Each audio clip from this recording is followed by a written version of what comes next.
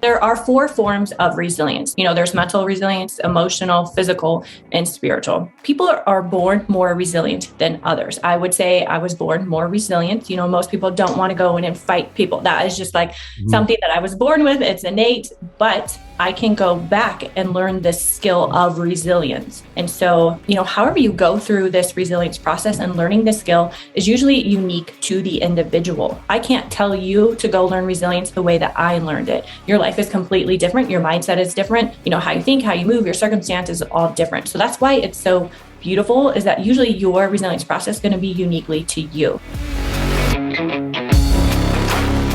You're a WMMA fighter. The first thing I think is like, oh my gosh, I don't want to get hit in the face, and you get paid to get hit in the face. But how did this begin for you? All right, we need to rewind that though. Like, I also get paid to punch people in the face. Correct. It goes both ways. Hopefully you do more punching than receiving, right? Yeah. I mean, depends on the fight. It goes both ways. But how I got started was I had kids very young. After I had my first daughter, I had always been an athlete. So I needed something to, start feeling well, lose the baby weight. I was just missing that competitive edge. I started taking a fitness kickboxing class. This was not a serious class. This was like a group full of moms at a rec center that I was taking for a college course. So I showed up, I picked it up easy. And eventually I just kept going. I was just the most intense in the class and I wanted to learn more. And so eventually I found a fight gym and they were like, do you want to take fights? And I was like, I think I do. Yeah. Let's do this. How long ago was this? Probably 8 years ago. It's been not too long ago. Right.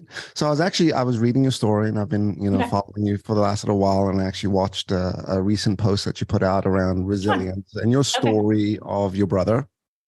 And, for years sort of sharing that story, but not sharing your own. And, I found it like, it's a deep story and let's sort of go back there. So tell us your story. I mean, where did this begin? You were in a marriage, wasn't going well. Kids were on the way. Let's start there. Okay. I mean, it is a lot. So please interject whenever you feel like there's a piece you want to ask more questions on. But it all began, I'm very open about all of this. But so I got pregnant when I was a junior in high school. It was never a healthy situation, but, he was your boyfriend when I think starting in 8th grade, it was always on and off. When I was a junior, I ended up getting pregnant. We chose to get married, do that whole thing. And that's not the best choice for everyone, but I do feel like that was the best choice for me. And, we made that happen. As you can imagine, any relationship built from, being 15, 14, that time in life is especially not built on like healthy principles and like a solid foundation. Just things are not going to go well. But, for a lot of the time, kids, right? I mean, we barely know what we're doing at that age, right? And you've got another kid coming in the world, right? So, okay, so you get married, noble, very noble, and sort of, we might in quotation say right decision on both parts. Let's give this a shot. Yeah. And, I will say I was mature for my age. There was just a sense of maturity about me. So, that went into making the decision. When I share my story, I never want to make it come across that, that is the decision someone else needs to make. I think it's a beautiful decision, if you decide to place and go that, direction as well. This was just my story. And so we got married and it was just rocky. It was just never a healthy situation. And my soul, like it was dying. It really was. There was so much depression, so much anxiety, just when you're in a chaotic situation, where there is narcissistic abuse, where there is just so many things going on. A lot of your parts of yourself just die. And I was in that space for a long time. And so, when I finally decided, I can't do this anymore. Like, I am not well. If the mother's not well, the children are not going to be well. So finally it was like, this needs to be done. And so I left. I moved in with my darling parents. I show up with 3 hamsters, a little dog, 2 kids, and they let me live in their basement, which is amazing. Like, I'm so grateful for them. At that time, my brother, had chosen to end his own life. This was like a few months later. Mm-hmm. There's a lot with that, but, that happened as well. And at that, like a month or so after, this is when I started picking up Muay Thai, which was like a beautiful gift just sent to me. It was the perfect coping tool. At the time, I didn't really see it as that, but starting Muay Thai and just learning how to fight and being a fighter was the perfect tool for me to start this whole resilience process that I have been in probably the last 10, 12 years. And yeah, the more I learned about fighting, the more I learned about myself. Yeah. And at the time, I didn't see it that way. I was just showing up because I knew being physical was always a positive outlet for me, just being an athlete, and then for my mental health, and then so many uncomfortable feelings that I didn't even know how to deal with. Divorce is tricky. Then divorce with narcissistic abuse is like a whole other thing. Divorce with, losing a loved one, and then losing a loved one too. So it's like, that is a lot. It is complicated. And life threw a lot at you at that stage, to say the least. Right. Yeah. And how old were you at this time? So my brother, I think I was 25, 26. Yeah. Because my brother was about to turn 22 when that happened. Were you close with your brother? Like, was it a close relationship? Yeah. We are 4 years apart. With me getting married and moving out young, part of those years, I wasn't living, from his 14 to 18, I wasn't living at my parents' house, but I was close and near, and we were very close. Mm-hmm. And did he suffer with depression, with mental health issues?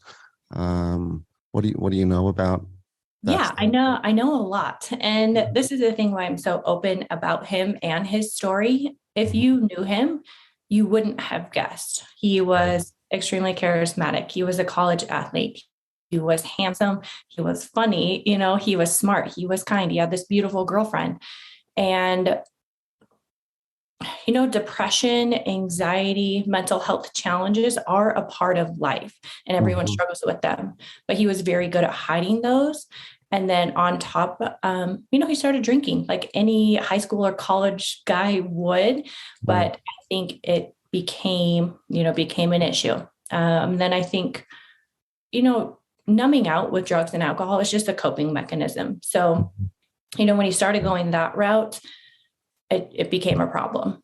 And he did go to rehab. He tried to figure all that out, but he couldn't ever quite get sober to figure out the mental health challenges or actually deal with the root cause.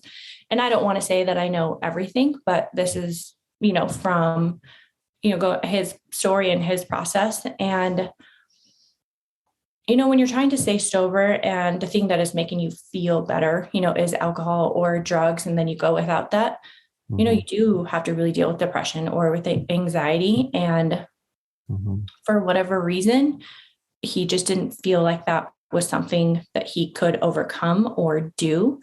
Right. And so, yes, there were challenges, but I don't think any more than anybody else struggled with. And he was just very good at hiding it. And it's the statistic in his age group, that young male demographic, it's huge. And so I know my family story and his story, it's not just uniquely to us. There's an alarming rate of young men, that choose to go that road. Yeah, 85% of suicide is men. Yeah. And it's gotten a lot younger. And my understanding around it is, suicide is a selfless act. It's not for them. It's a very rational, logical process, thought out decision. And a lot in regard to my sister's going to be better off, my parents are going to be better off, and it's difficult. This is what people don't understand about suicide, right? I actually saw your post around removing the word commit suicide, right? And because no one's committing to do that, it's It's one chose. I think you used some other descriptions there as well. Yeah. And I will tell you, he thought that was the better choice for him. A lot of people go down the road of, it's so selfish and how could they do that? Like he was a very unselfish person. He was extremely kind, like so thoughtful till the very end. And so I know that was not, it was not a selfish decision. And in every way possible, he thought that this would, be best for him and everyone around him.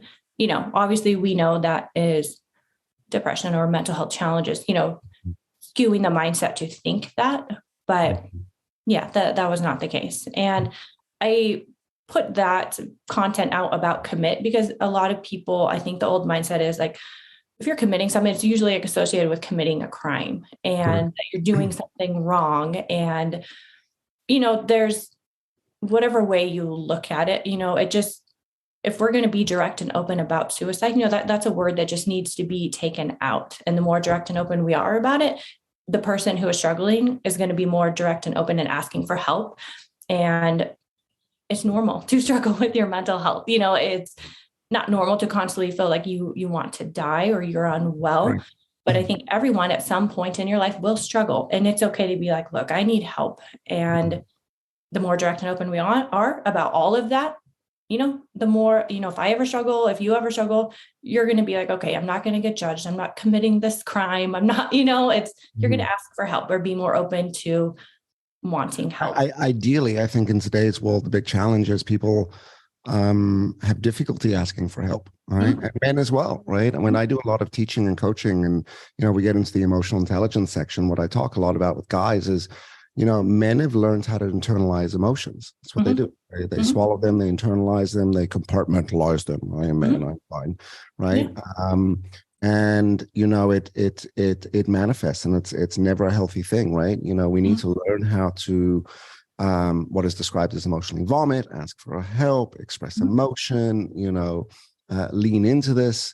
I could appreciate why your journey sort of led you down the path of resilience and helping people build that, right? Besides being an athlete, besides being, someone that punches people in the face, not getting punched, right? But the story you've gone through, and like, what you were sharing earlier when you separated, like I would assume your help were your parents. Like you leaned back into that family. Yeah. Do you know what? Another beautiful part of resilience is love and having a stable, loving system. Like that helps you create resilience. My family is not perfect by any means, but they are good people. And I knew that help and that unconditional love was there and available.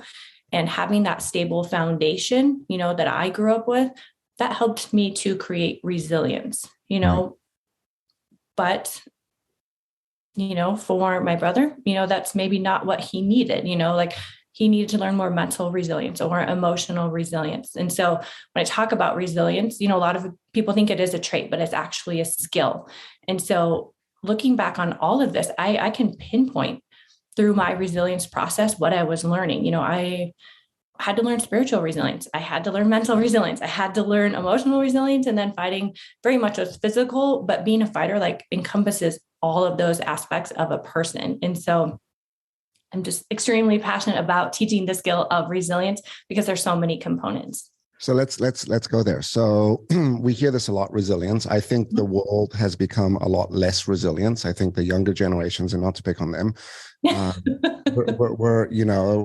we're seeing this absence. There's actually a really funny like sort of meme video where it goes through the generations. And one generation, it's like the 70s, they walk and they bang into like the door, right? And just walk by, right? Then it's like the next generation that walks and they bang into the door, like bang into a piece of furniture. And it's also like a gruff, right? Then there's Gen X, right? I'm a Gen X, which is the best generation, right? Walk and bang into the door. We're like, fuck that, right? And we keep walking, right? Yeah. Then there's like the Gen Ys and they bang into the door and they fall on the floor and they're like, oh, my arm is broken. And then there's the like next generation, which is they fall on the floor, they take a selfie, right? And scream for help. So, I think there's a really great line, which I originally heard through Tony Robbins, which says, good times creates weak people. Weak people create bad times. Bad times create strong people. Strong people create good times. I think I got that right. So let's come back to resilience. How do we define resilience, or how do you define resilience? And I like where you were going with spirituality and emotional and mental and physical. So let's break those all down. So let's start with, what is resilience? How do we define it? You said it's a skill. What makes it a skill, or what are the components of that skill? So there are 4 forms of resilience. So that's why I broke it down for you. There's mental resilience, emotional, physical, and spiritual. And what makes it a skill is, people are born more resilient than others. I would say I was born more resilient. Most people don't want to go in and fight people. That is just like something that I was born with. It's innate, but I can go back and learn this skill of resilience. And so, however you go through this resilience process and learning this skill is usually unique to the individual. I can't tell you to go learn resilience the way that I learned it. Your life is completely different. Your mindset is different. How you think, how you move, your circumstances are all different. So that's why it's so beautiful, is that usually your resilience process is going to be uniquely to you. It sounds like you are much more involved in the business world. So far, you've probably learned a lot of resilient skills through business, which is going to be different from me, who learned it through fighting and my unique circumstances. And so I can't fully break it down with you without knowing your whole story or someone else's story. But when I coach, it really is getting to know that human and how can we make you better through your resilience process. Obviously, they came to me for a specific reason, and we're going to break it down and figure out which area are we really moving in right now, and what do we need to toggle between, and how can I help you learn a resilience skill?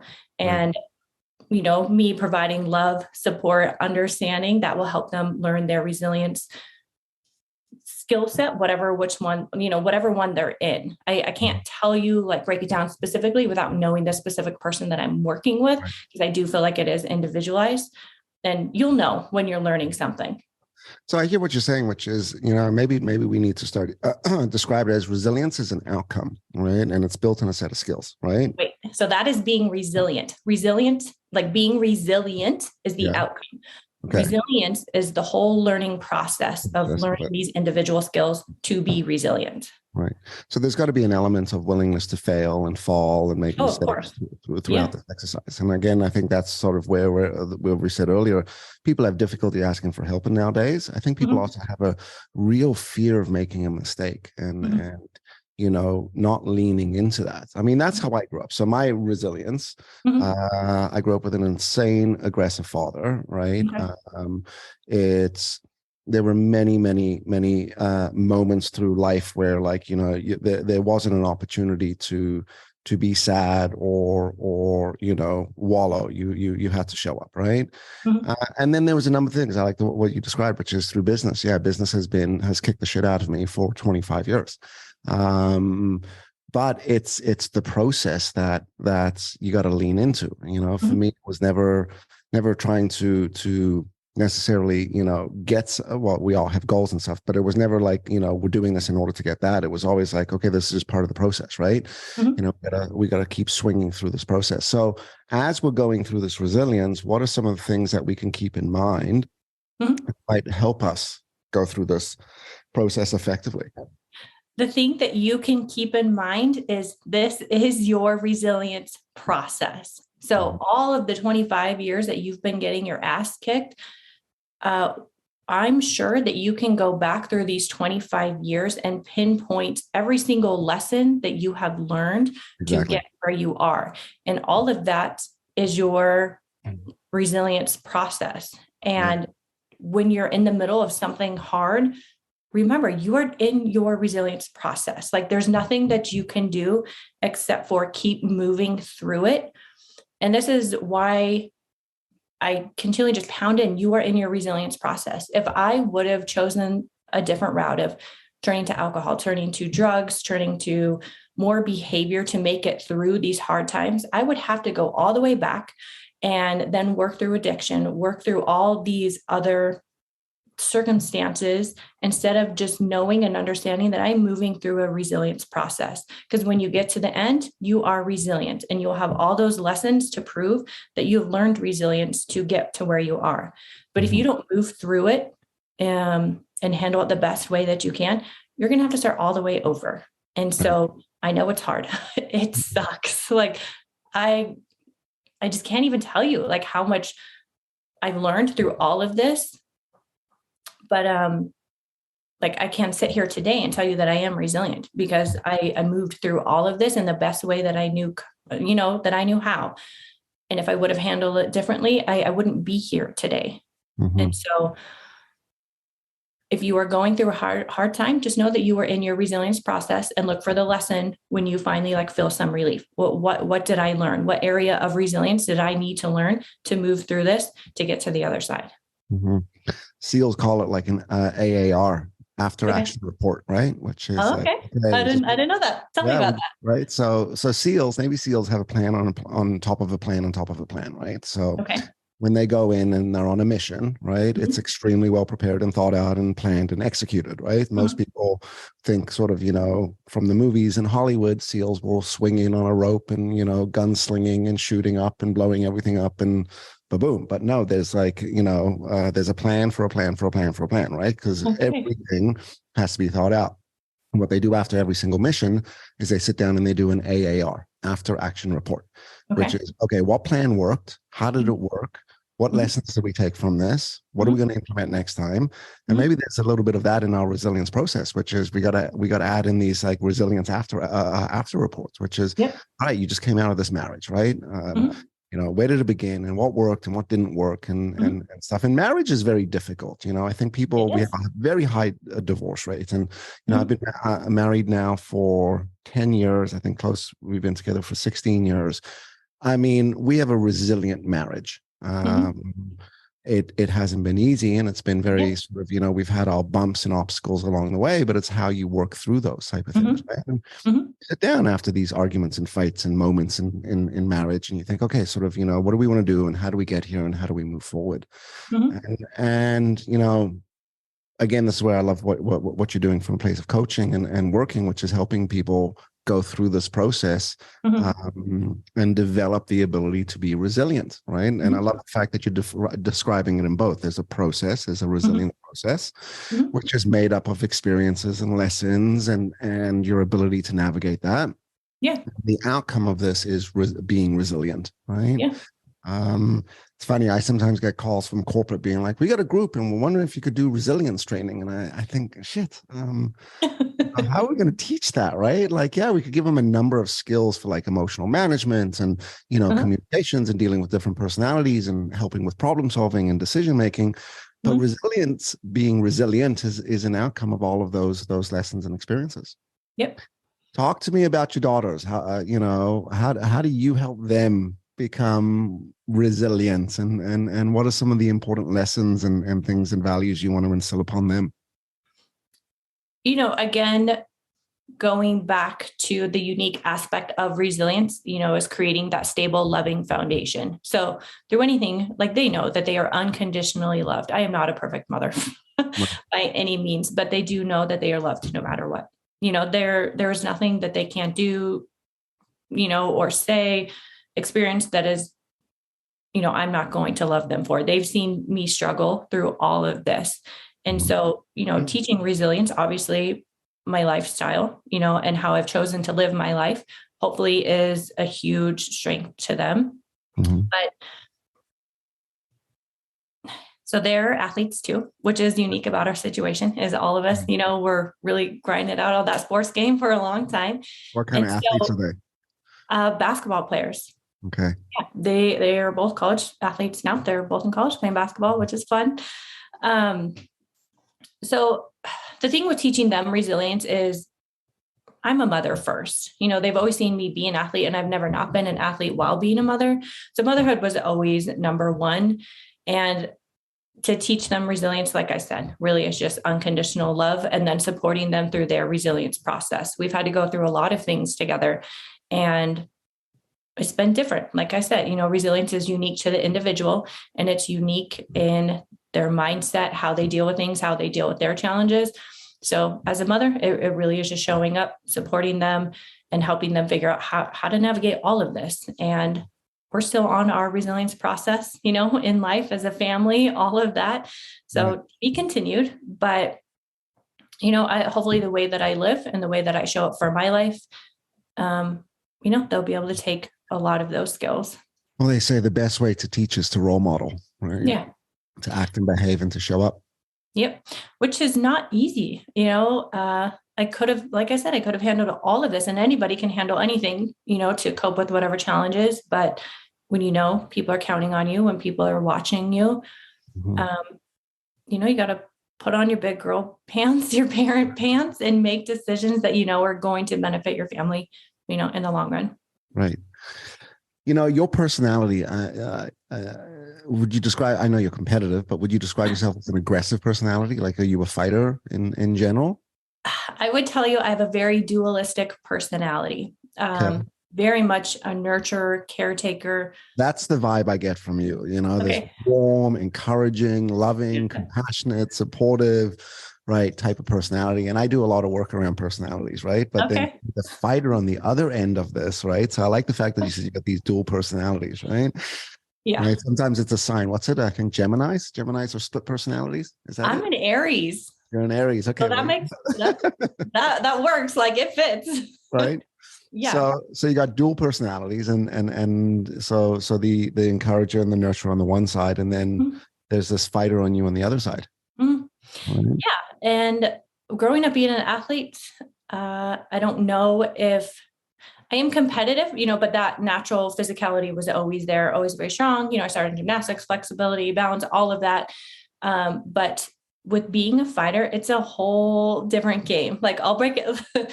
Some fighters are just fighters and they just want to kick your ass. And I would say I don't walk around that's not how I show up in the world, just uber aggressive and want to fight everybody and think that I'm tougher. That's not it. But there are those personalities, and they're fighters and they do well. And then there's athletes that move into being fighters and they might be super athletic, but they don't really just want to kick your ass all the time. And so if you can find that beautiful space in the middle, which I feel like I'm able to, a lot of athletes will come in, football players, whatever, and they don't want to get hit in the face, but they have all the athletic ability. And then there's the fighter who does want to hit you in the face, but they are not athletic at all.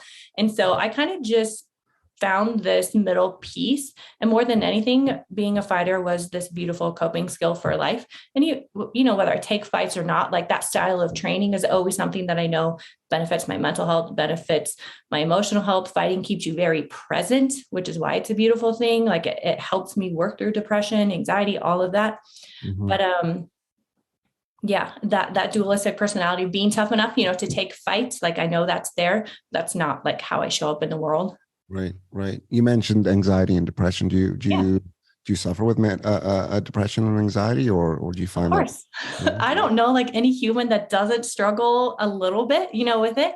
And at various times in my life, whether it's circumstantial or, biochemical, I've done a lot of research on depression. I think for a long time, I was like, it's just in your brain and it's a gene. And then a lot more of the work now, it's very trauma focused, and you actually don't have to live with this your whole life. And so I've kind of toggled between figuring out, is this genetic, which I think a portion of it is. So I do everything that I can on that end, to make sure that I'm well, but then everything on the other end to work through trauma, to work through, old mindsets, and, move forward in that way so that I'm not stuck in it all the time. I think it comes in waves, and I recognize that. But it's a beautiful feeling to know that I don't have to live in depression. I deal with it and I cope with it, but it's not every day anymore, which is a beautiful feeling. That's good. That's good. The sun comes out each day. Yeah. Right. In my family, Gina, you mentioned genetics. All the with men have been depressed. My father, his father. For me, I've also. Do you think that's where a lot of the anger came from? Like, a symptom of depression is anger. Correct. If you're not actually willing to deal with that Correct. is an ongoing symptom. Yeah. So my personality and father are aggressive. We're fighters, right? Okay. And the way they emotionally coped in life was through aggression. And it's taken me a long time, and it's still even today, practicing and managing that aggression in myself, right? I'm also a parent and a spouse, and being able to recognize triggers and manage them, and start to build a little bit of space between that trigger and your reaction is important.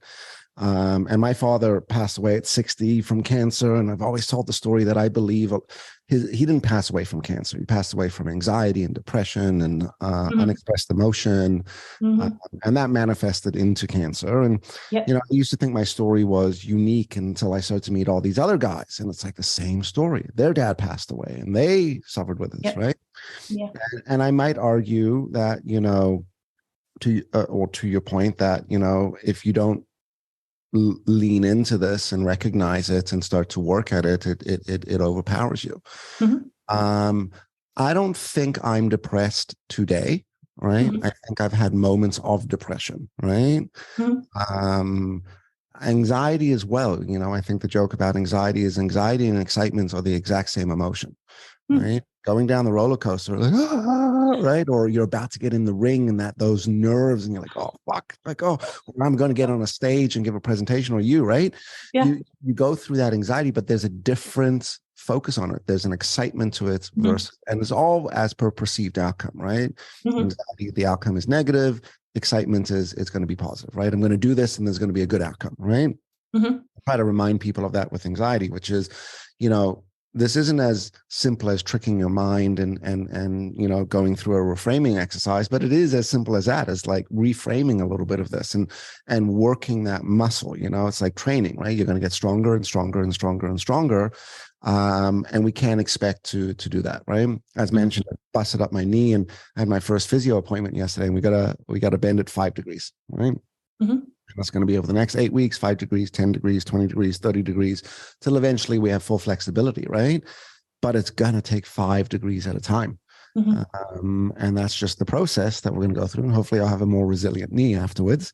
Yes. Although we've got screws and titanium and Iron Man stuff in there. So it should be okay. Right. I can't believe, so it's literally broken in half. Yeah. I have never heard of this. No. Neither have I. Right? And so they put a plate over it? Yeah. So what they do is they put, so think about your kneecap, right? And it's like a half circle, and and they got to sort of seam that back together. They put 2 screws in it and a tension wire, and they crisscross it, and they pull the knee back together. Anyway, it sounds gross, and I'm here for it. I've just never heard of just a broken kneecap. A broken kneecap, and neither have I. But what I was really surprised at is how common this is. I mean, there's a surgery for this, and they were like, "Yep, this is what we got to do, and this is when you got to do it," and stuff like that. But I'll tell you, busting your knee really, really sucks. I've broken a lot of things. Okay, and I've hit myself a lot in my life. But the leg and the knee is the worst, right? Because you're immobile. There's nothing you can really do, right? I'm sure you've gone through a lot of injuries. What's been your worst injury? Besides emotional scars and right. I think it's just like this side of my nose, like my nose is crooked, definitely crooked. But so far, I mean, obviously a lot of black eyes, a lot of that, but nothing serious except for I just can't breathe great out of my nose. That's okay. It's not the worst. It's not. It's really not. So I'm grateful for that. Yeah. All right. So we started earlier by talking about sort of you're not sure about fighting and stuff like this. So, let's talk this out a little bit. So you're thinking about it, you're planning it, you're not sure. Yeah. So like I said, if you are not 100% all in and so passionate about taking fights and staying, current, and you're going to get your ass kicked. And as I heal and I've grown and I've moved through being an athlete, that time just ends. And so it's either do I end now on my terms, being healthy, happy, thriving, or do I go back in, take a few more and kind of risk that. And I think at this time in my life, I enjoy my health. I enjoy where I'm at. And I would like to put all that hard work into something new. And I think more of it is just personal growth than actually wanting to fight. And so that's kind of where we're at. But every time I get back in the gym and I see friends fighting, I'm like, oh my God, like an addiction, right? It does. And it's a beautiful time to be an athlete. But like I said, it eventually ends for everybody. So if you don't go back, yep. What's next for you? I do love speaking. I'm really trying to go through my resilience process with showing up to be a better speaker. And I am so passionate about wellness and just creating a space for people to be well. It's an ongoing process, to maintain wellness and be well, just how you want to show up in life as a human. And so I'm kind of, working that and seeing, what is my unique addition to this world and helping, people be better humans. Right. There you go. That's what the show's about, right? I agree with wellness. I think wellness is really important, right? And again, it's the spiritual and the physical and the mental and the emotional wellness, right? What do you do to fill your cup? What do you do to be well, your emotional wellness?